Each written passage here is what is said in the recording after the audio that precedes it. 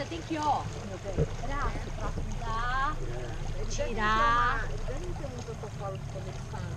Sim, tem o período de você. Aqui, gato, ó.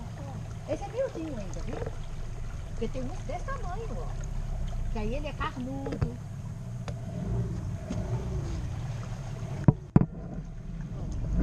Eles estão numa tranquilidade. Assim, olha que bonitinho.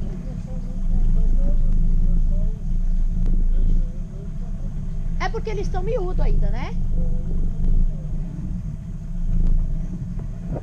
Tem a...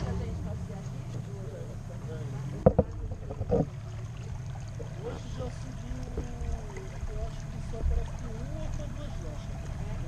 Aqui tem a época da desova, né? Também. É, a época da desova. Aí não Então, pode... na época da desova não pega.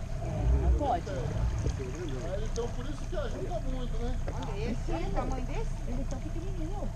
É minúsculo. Então esses que estão crescendo agora, o É. maracatu, Ah. ele não cresce muito, ele é esse tipo aí mesmo. É? Você pode ver que tem alguns Aqui, maiorzinhos. Isaac, ó. Sim, é. Ó, Isaac, ó. Tá vendo? É, então, tá maiorzinho. Tem alguns maiorzinhos, tem outros menorzinhos. O vermelhinho, né? Agora o outro caranguejo ele já cresce bastante. Esse branco que você está vendo aí diferente, esse é o caranguejo mesmo. Olha aquele ali, olha o tamanho daquele. Esse caranguejo que vai aproximar. Eles comem o quê? Aí eles comem tudo. Folha, tudo que cai aí eles comem. Olha aqui.